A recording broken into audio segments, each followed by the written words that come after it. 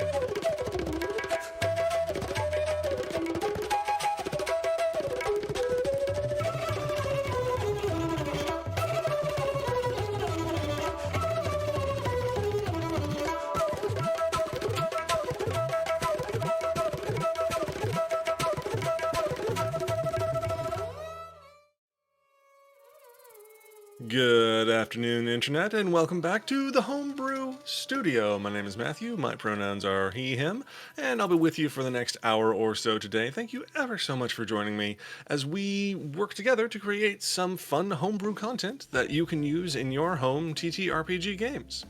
So, last week we started working on a homebrew dungeon, and we're going to continue working on that this week. So, let's hop right into it. I have to remember to click out of the text area before putting my push to talk button. So, last week we covered the basics of dungeon construction. The dungeon, we said, should be a specific confined location. The dungeon should be filled with challenges for players to overcome, and the player characters must believe that the dungeon is a means to acquiring something of value. This is giving them their impetus, their reason for pushing through these challenges because they think there's something at the end that they want to acquire.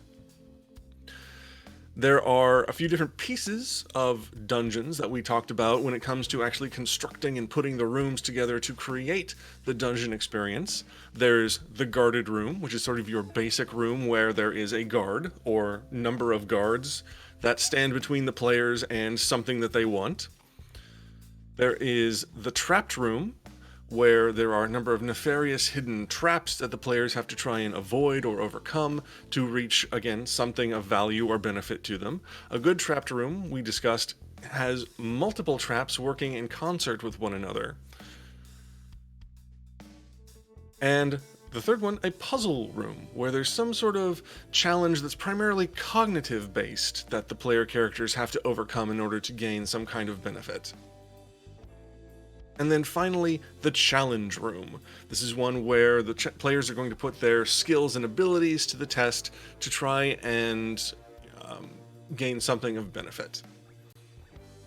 So, with those pieces in mind, we started to discuss the story of the dungeon and why it's there, sort of some of its history. It's going to give us trying to come up with a better idea of what this dungeon looks like, why it functions the way that it does, the kind of rooms and chambers and creatures and challenges we might encounter in it. And this is the outline that we started to build last week. We decided that our dungeon in air quotes, because not every dungeon has to be the classic dungeon, our dungeon is a temple school of philosophy, and what we were discussing last week was this is a school that studied the philosophy of life and death. And it was built in another age, a forgotten time. So there's lots of relics of a long-lost civilization, discarded languages, forgotten bits of knowledge and lore that are to be found in this place. And who lives there now? The archaeologists who have recently discovered this place and are trying to get inside to learn its secrets. That's why these adventurers have been called here, because there are hidden protectors and dangers that need to be dealt with before the archaeologists can get in and do their jobs. We started to do our just very basic outline of the different rooms that the players will interact with when they enter the dungeon. Again, we have our pieces there, the guarded room, trapped room, puzzle room, and challenge room. The first room we decided was that this temple is going to have sort of an outer wall to its campus, and that upon entering, the first thing that the players will encounter is the courtyard. And in this courtyard, there are guards in the form of living statues that animate and demand the players' hall passes. And the players will have to find some way of dealing with these things, either through combat or persuasion or deception, what have you, in order to pass further on and start investigating the various buildings that make up the campus itself. Then we started discussing what those buildings might be. We came up with the dining hall. We said that this was going to be a challenge room where players can test their skills of perception and investigation and maybe find a hidden key. Then there was the dormitory. This is a guarded room in the dormitory. One of the homework labs has the ghost of a student who died doing their homework assignment inside of it. And also that we tied this back to the dining hall, saying that the key that was found there unlocks an RA's room, which has all kinds of goodies in it for the player characters. Then we moved on to the main building of the temple, and started talking about the Temple School foyer when the players actually reach here, that this will be a trapped room or a puzzle room, and that they must give the correct password, which can be found back in the dormitory. So we've started to establish not a strictly defined passageway of progression through our dungeon, a general sort of progression where they need to go to the dormitory to find the password, but if they go to the dining hall before the dormitory, they'll find this key that will help them. And so we're starting to develop an expected direction or expected route that the players can take that's going to give them the most benefit. Then we said there was going to be a lecture hall just off of the foyer. This would be a guarded room where various undead specimens that were being studied here are released from containment, and the player characters will have to deal with them. And finally, once passing through this lecture hall and in some way or another nullifying these undead specimens, they find the professor's office, where there is a good thing. An artifact being studied is what we said at the end of the stream last time. So,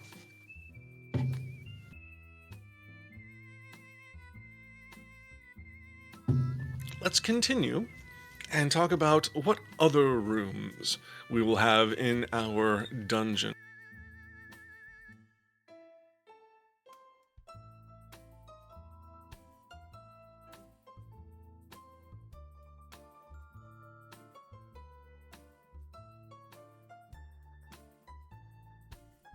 So, what else? I think in terms of layout, the professor's office is going to be kind of a dead end. So at this point, the players are going to backtrack out of the lecture hall to the foyer area. So let's talk about other rooms that we might find in this temple school. Well, I think, of course, there has to be a library.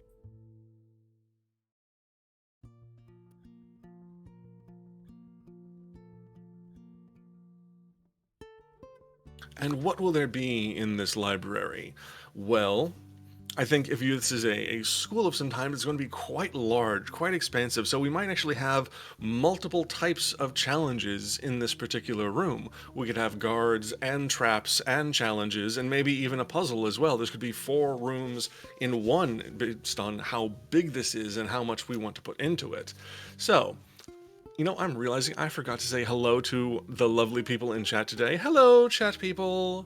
It's nice to see you as always. I saw Heather in there. I saw Chad, though I don't know if he's just lurking or not.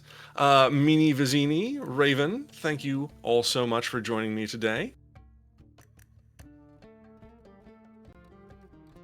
If you have any suggestions or ideas you want to put forth, Logan, you as well, Logan is running the behind the scenes of our stream today. Any suggestions or ideas of what we might find in the library? Well,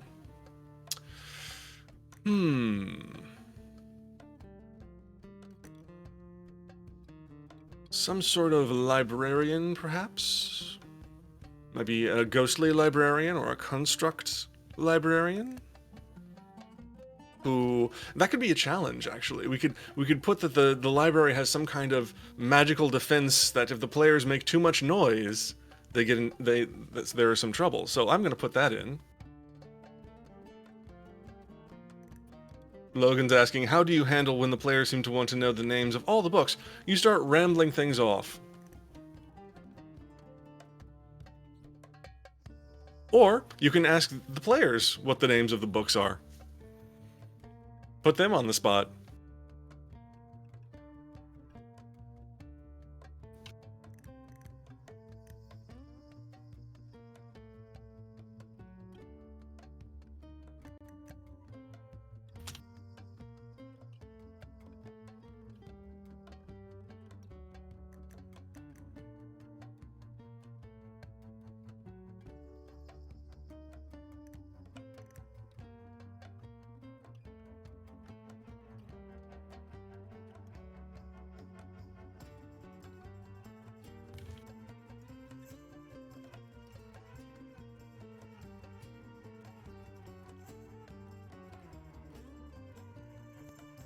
There we go, yeah. You found the erotic section in the school library.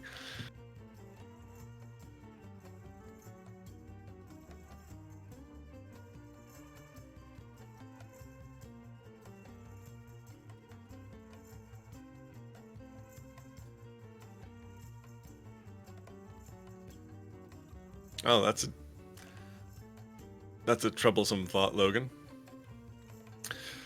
Okay, so we have the first level of our library. I'm thinking this is going to be kind of a central room of the dungeon, kind of an important room. So we have our challenge that the players have to stay quiet. So we're going to be testing their stealth skills and putting this restriction on them that they can only speak at a whisper. So that's going to limit their ability to communicate with one another. What else can we put in here? We could put some kind of roaming monster, maybe? Maybe something lurks amid the stacks and they need to try and avoid its attention.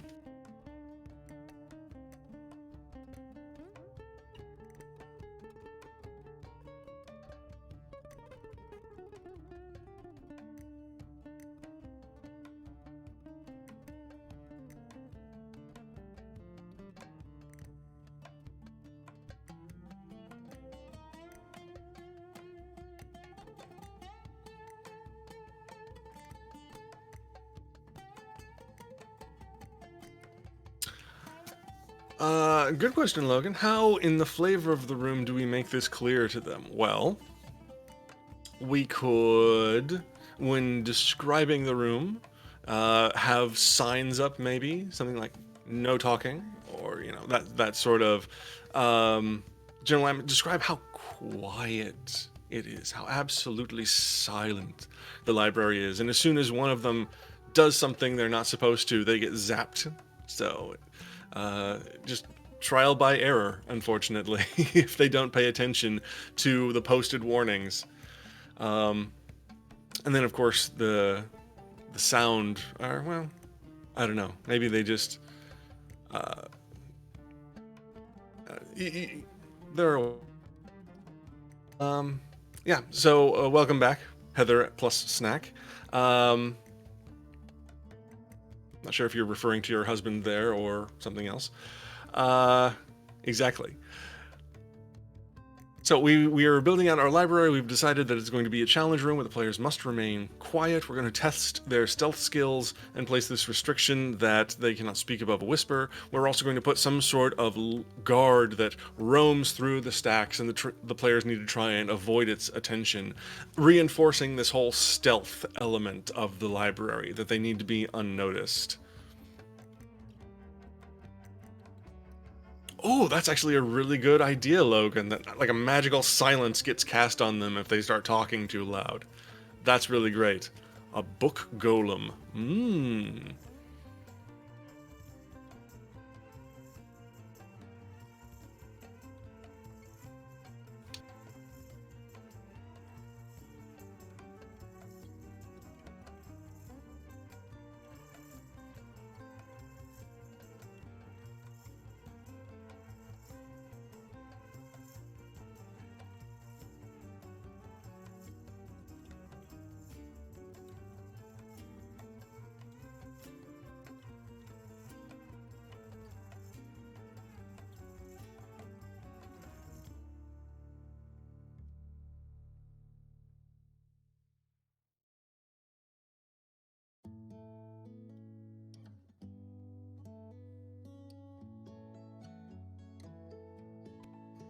Excellent, excellent, excellent.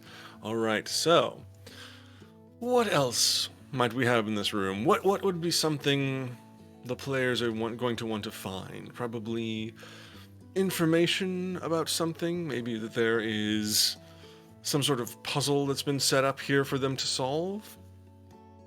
Hmm.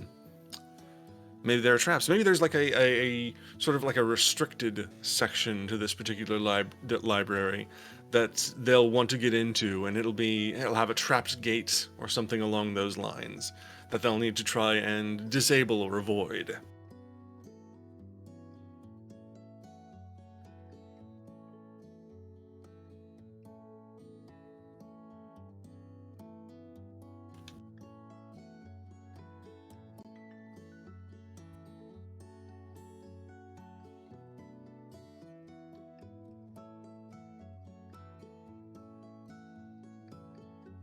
Ooh, yes, that's a very good idea, Dungeon.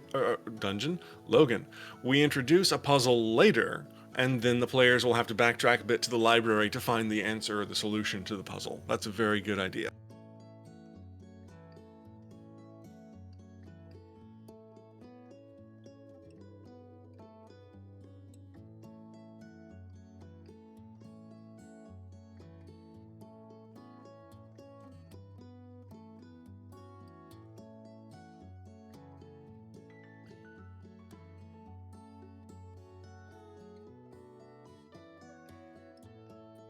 All right, so that's our library. I think moving on.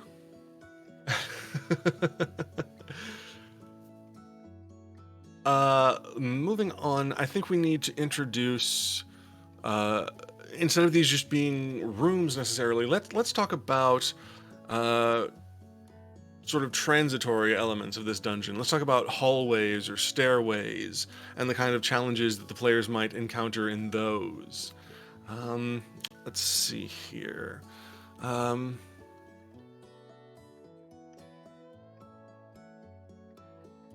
Thinking we have a stairway that goes up to the second level now of the temple school.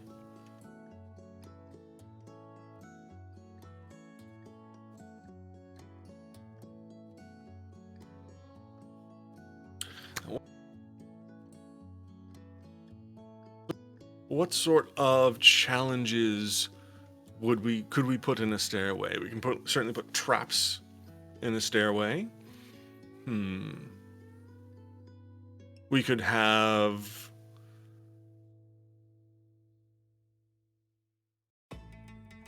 I don't know so much about a guard on the stairway. It's possible.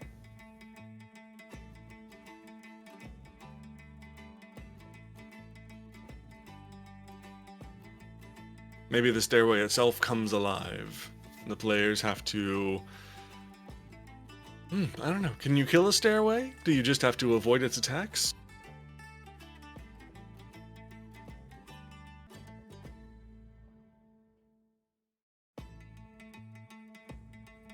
A giant cat in the stairway that doesn't want to move.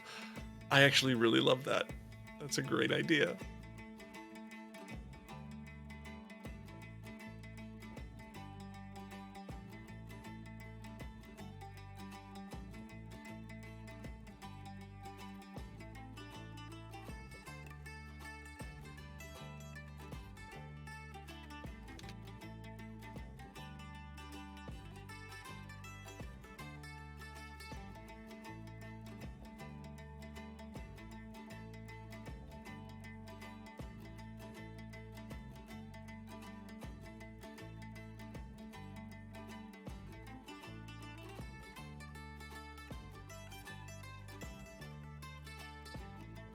All right, I really like that because I think that that's going to entice players, the fact that it's a cat, to not necessarily choose a violent option, but try and find non-violent solutions to dealing with this problem, which is something I always like to encourage players to do. There are better ways to deal with your problems than beating it with a stick, people. Most of the time.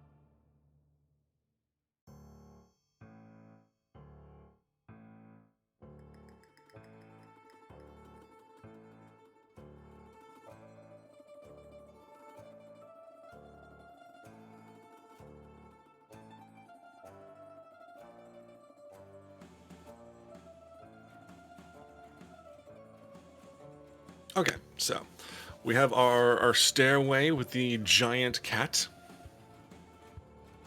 Yes, exactly, Heather. Puzzle solving does not always equal smash with hammer. So we have our stairway taking us up now to the second level of our temple school. What sort of rooms might we find here? Well, we might have offices for the various teachers. We might have research laboratories. We might have... if this was more of a sort of a school for a monastic order, then there might be some kind of training room. Could be a museum of some kind, if they had their own little museum for keeping specimens or artifacts that they were studying.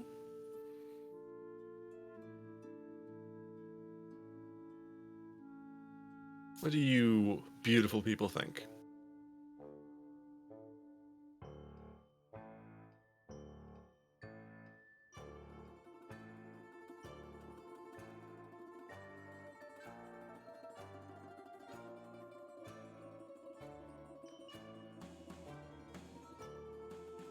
Museum.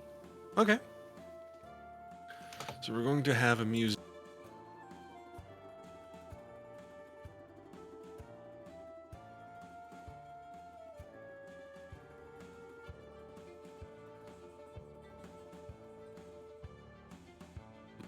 I think a museum, if you're going to have a lot of valuable things stored here, it absolutely makes sense that this is going to be a guarded room, and probably a trapped room as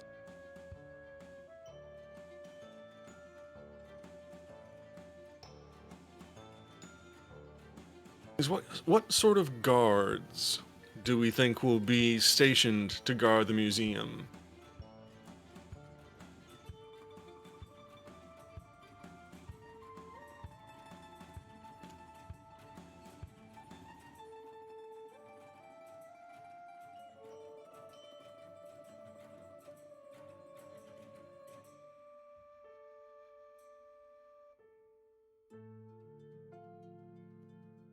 Could have more golems of some kind, maybe more animated statuary or animated suits of armor. Maybe there are multiple challenges.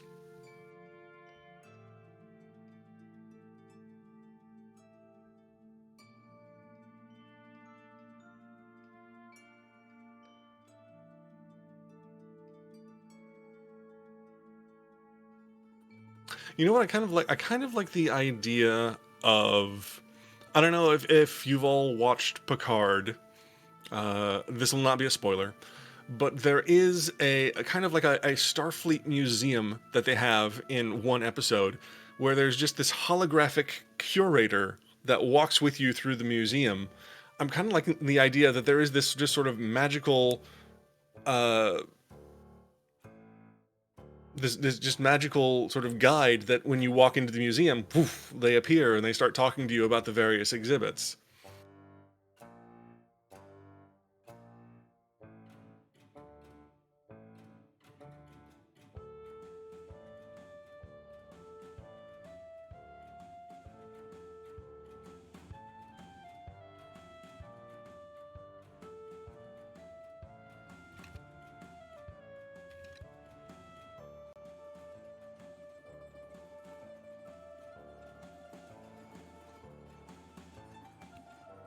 Ooh, yeah, that's an interesting idea, Heather. That basically we have sort of a key to this room, but the key has multiple parts, so they'll have to go multiple places to actually get in here first.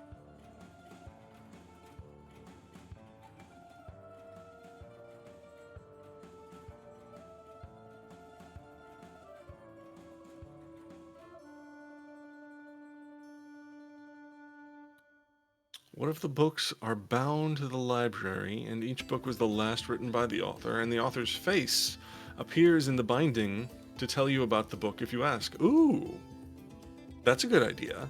So the books tell you about themselves.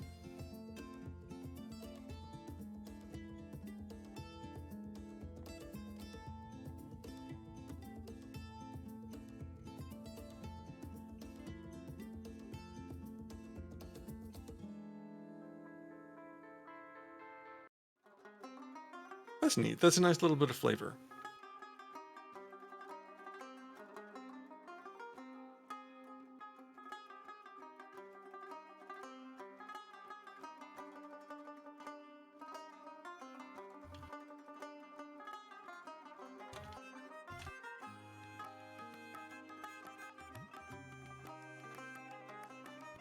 No, that's okay, Logan.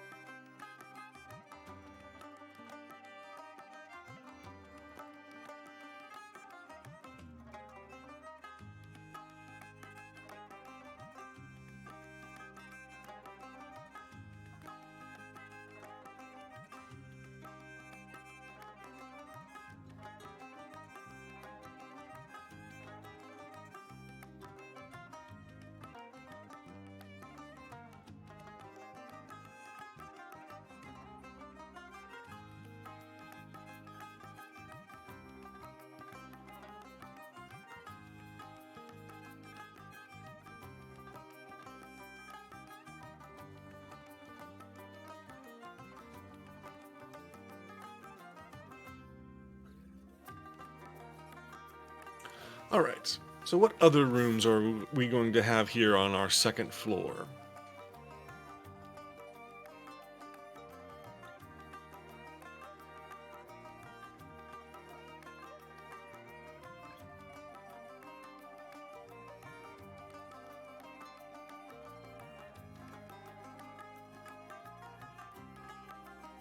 Mm-hmm.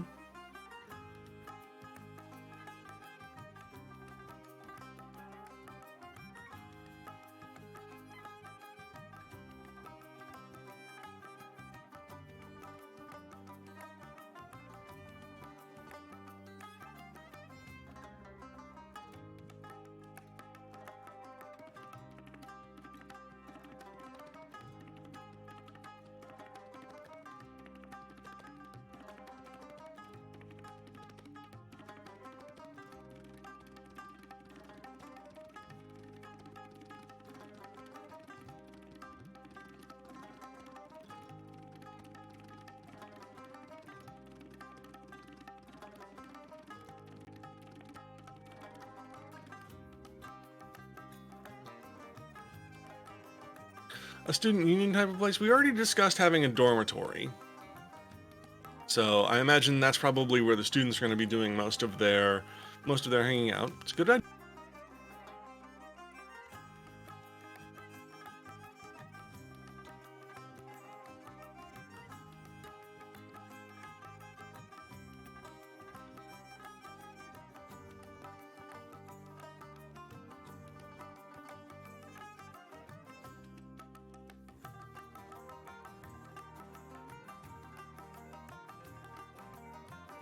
Hmm. Let's see here. Hmm.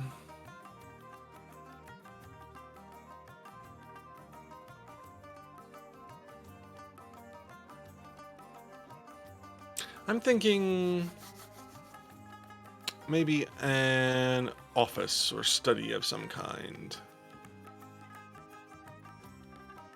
Training room? Yeah, okay, we can throw one of those in here.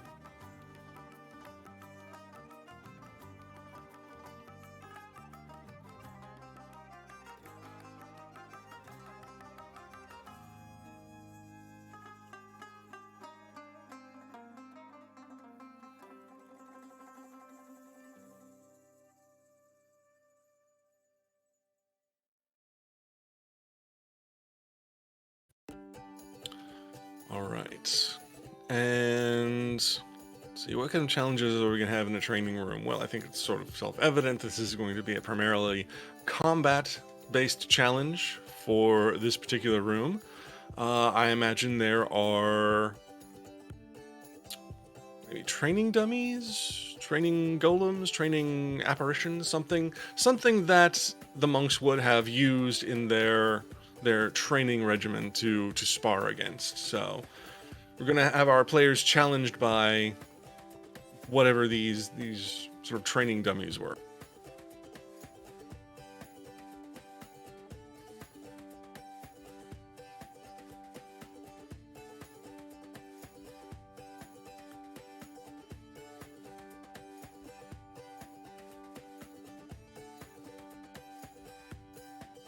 I like animated weapons, Heather. That's a good one.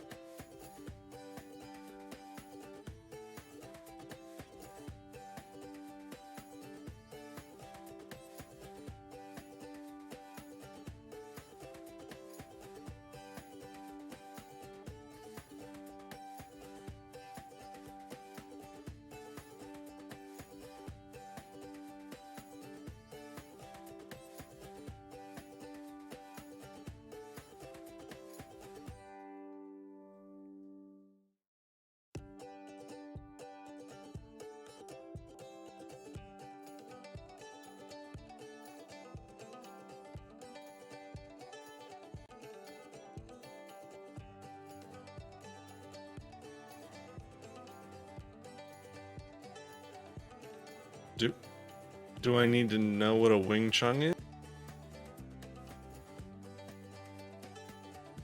Or is it best I don't know?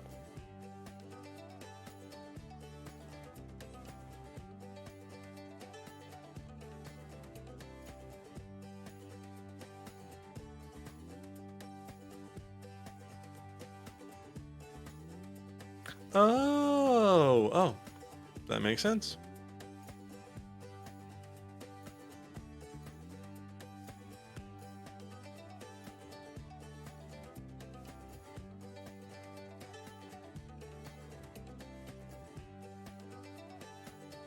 I understand now.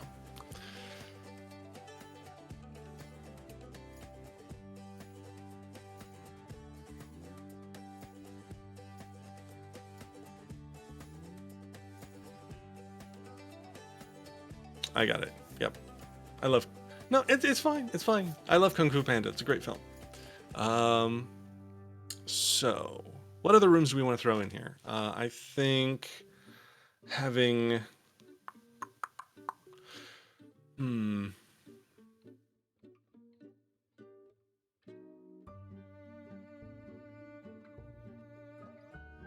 Some sort of. I'm still thinking like some kind of office or study. Maybe a teacher's lounge. But that seems a little anachronistic for an ancient temple school. Um,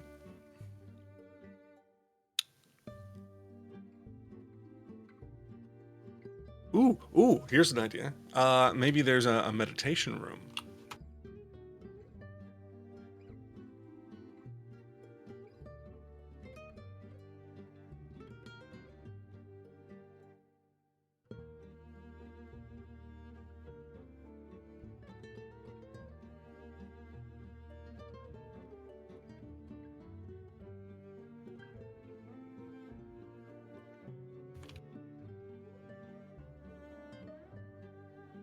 Good to know we're on the same wavelength, Heather. Yes, a meditation room where the players have to test their mental or spiritual abilities.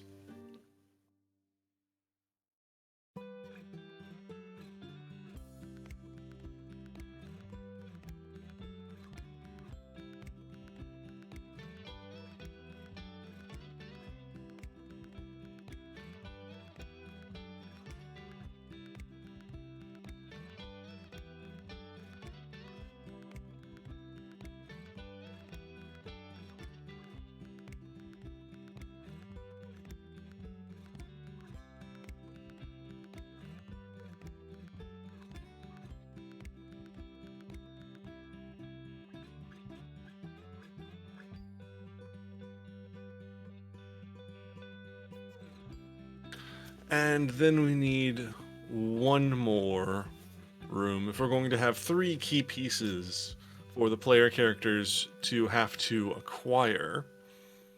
Hmm. Maybe this is representing sort of the skill challenges that a student or pupil would have to go through in this school. So we're talking about their physical training in one room, their mental and spiritual training in the other room. What is this third aspect of the expectations placed upon the students here that they would have to complete in order to be considered worthy to enter this museum? Oh, that's true. They will also need some sort of hospice or healing room.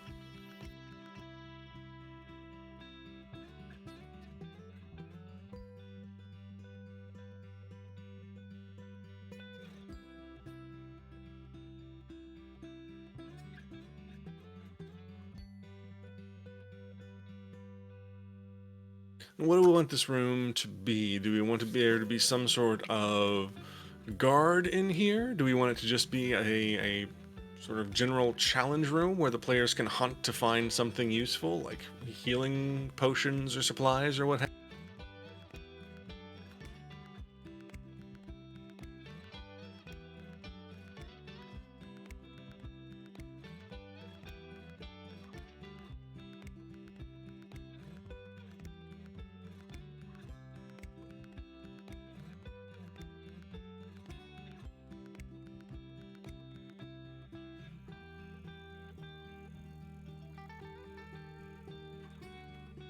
I can see this being a puzzle room where we're going to have maybe like a book open that has like recipes for various different things and sort of ingredients that the players can then try to mix their own healing potions. But if they screw it up, something crazy might.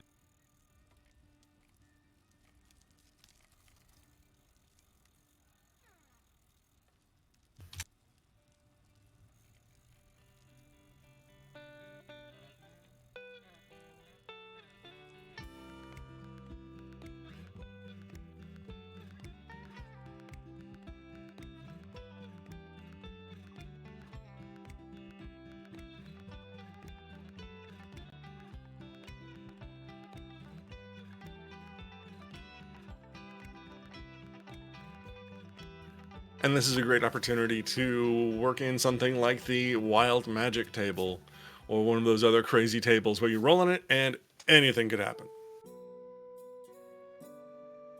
It's always fun to introduce a little sprinkle of randomness into your games.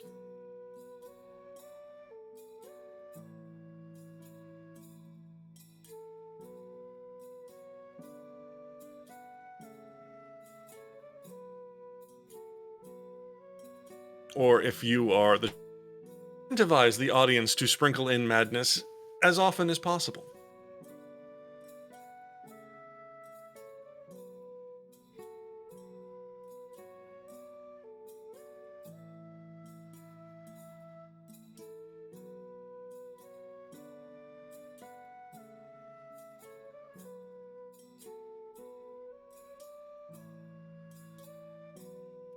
That does not surprise me at all, Tessa.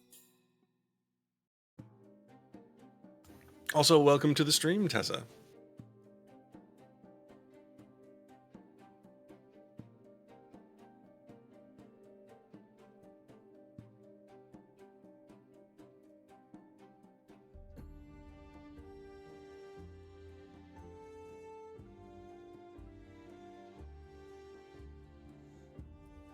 Okay. I'm thinking. I'm thinking we'll be a little retroactive. Let's put the third key piece for the museum back down in the library. Because again, I'm liking this idea of there being like this sort of threefold idea of what the students here. Oh no, that's fine, Tessa. I'm just glad you could join us. I hope you're feeling better. This threefold idea of what the students here are trying to achieve. So we've got physical well-being in the training room. We've got spiritual well-being in the meditation room. I think the library for mental fortitude is the third piece of that. So somewhere in the library, we're going to have the third key piece hidden.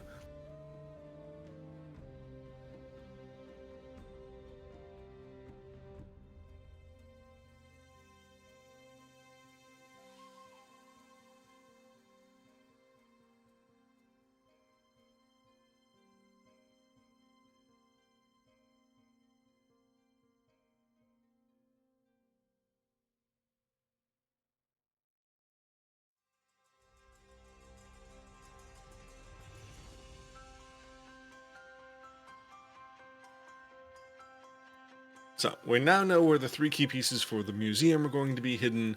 The players can get in there. There'll be a magical guide that appears and starts telling them about all of these wonderful exhibits. There will be traps on the exhibits if anyone tries to steal something, and if there's a rogue in the party, that's going to happen. And there will also be guards in the room, which we haven't really defined, but I'm thinking like probably just animated. Like not even suits of armor necessarily, maybe more like animated monk robes that have weapons at them or something like that, where you have these sort of these very agile dancing sort of I think you get the idea what I'm talking about. Animated objects, but they're not the big clunky suit of armor. They're much more in the sort of monk style of combat.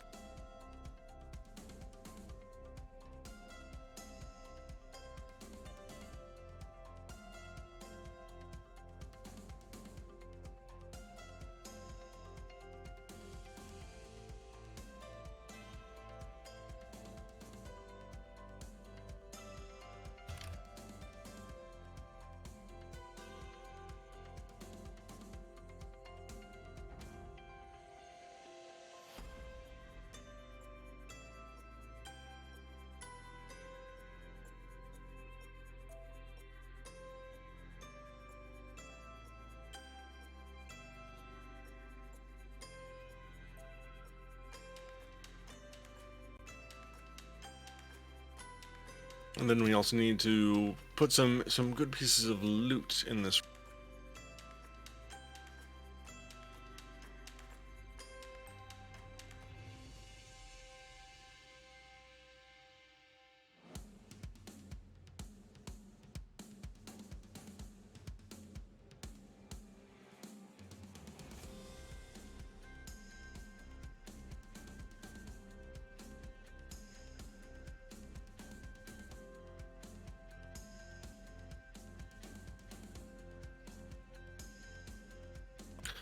All right, so I think that completes our second level of the temple dungeon.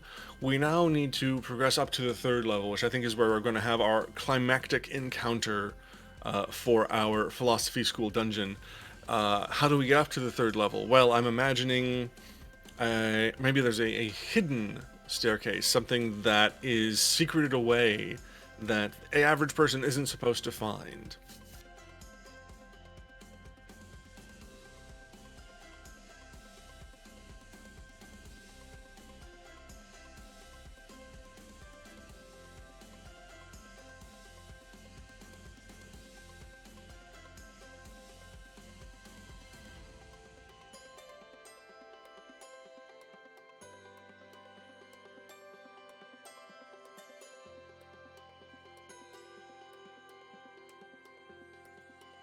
Now, there are different ways we could have this puzzle be solved. It could be another thing where they need to collect bits of information.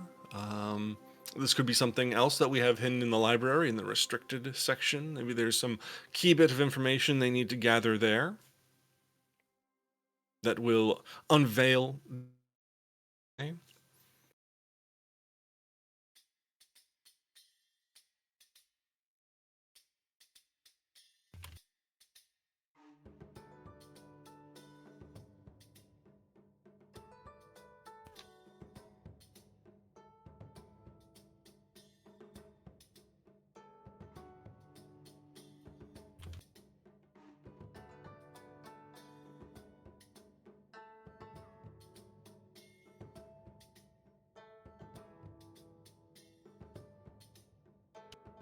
There we go. That's a good idea, Heather.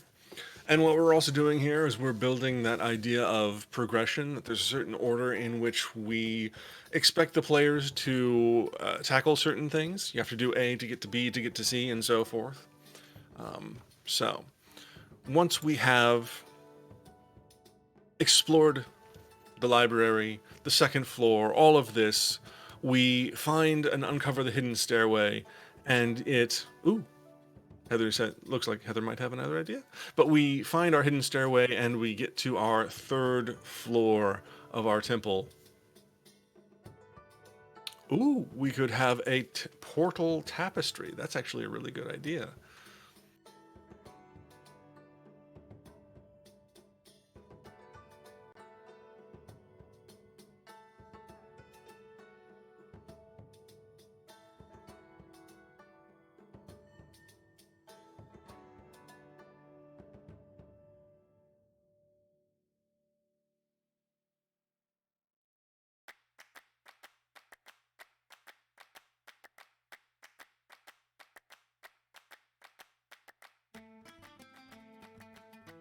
So there is a magical enchanted tapestry that acts as our gateway between the second and third floor of this temple school. And once the players figure this out and learn how to activate and pass through it, they come to the final level, the final challenge of our temple school dungeon, our boss fight room, if you will. The question is, what form is that going to take? Is there going to be some kind of boss monster that they have to face off against? Is this going to be some kind of puzzle that they need to solve? Are they going to be trapped here and faced with various challenges and hidden traps that they have to try and survive and deactivate before the room kills all of them? What is this final challenge of our dungeon going to look like? Or is it going to be a combination of these things?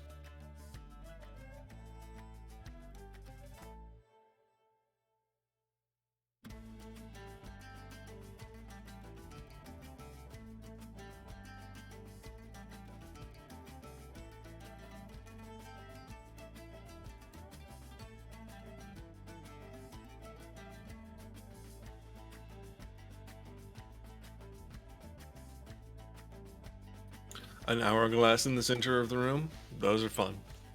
Always fun. I have an hourglass, but it's over on the shelf. I can't reach it right now that I've used with my players before. And the players have to let it run. I've actually done that to players before.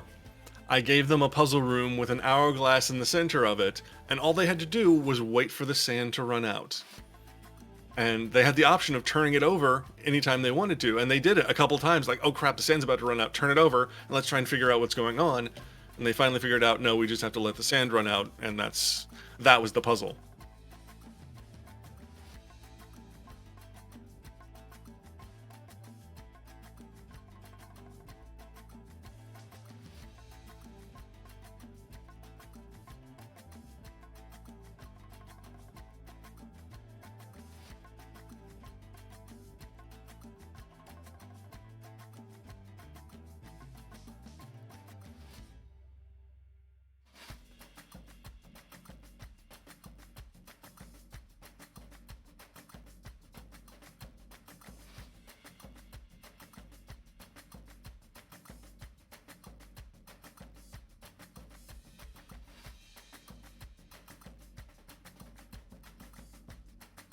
Do we have any other ideas? Non-Newtonian oozes?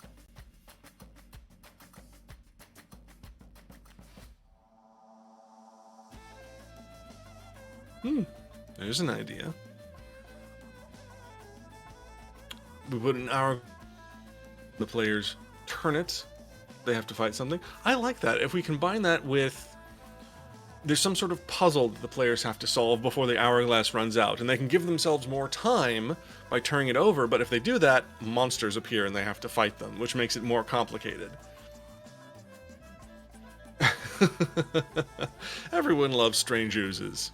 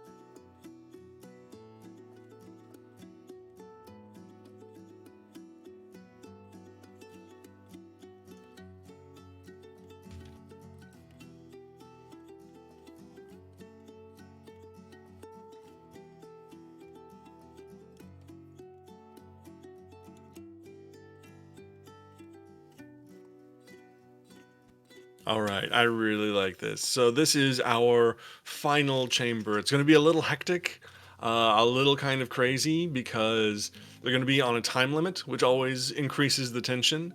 They're going to have to try and figure out what this puzzle is, figure out how to solve it, and then actually solve it, all the while dealing with these oozes that are attacking them as they give themselves more time and more breathing room.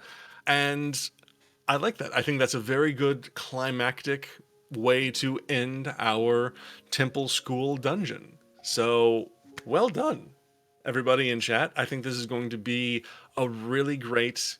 I think this is a really great outline that someone could take and flesh out and add a lot more detail and description into and run it for players. And I think it would be a lot of fun. And maybe we'll do that sometime. I don't know. But we are getting close to 5 o'clock over here on the West Coast, so I'm going to start wrapping things up. Thank you so much, those of you in chat who joined me today. I greatly appreciate you coming, hanging out, having some fun, building some fun homebrew stuff. You did just give Logan ideas, so I mean, that's on you. Oh, that's also true. Logan's pretty good at coming up with ideas on his own. See, shenanigans. So, and countless heroes. I will just say, again, my name is Matthew. You can find me on Twitter at Matthew A. Siebert. You can also find me as the host of No Brainer, our trivia show here on twitch.tv/WeAreNerdsmith every Thursday night at 7 p.m. No, that's wrong. 6 p.m.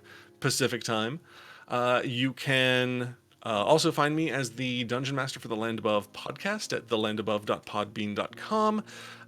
And like, subscribe, hang around, hang along with us. You can find all of the VODs for this series, by the way, for our first season over on Nerdsmith's YouTube channel. So go check those out, give them a like, and subscribe over there as well. And I think that's pretty much it. I just have to thank our network sponsors, our friends over at World Anvil. You can go to worldanvil.com and check out the most powerful suite of tools for creating your homebrew material on the internet.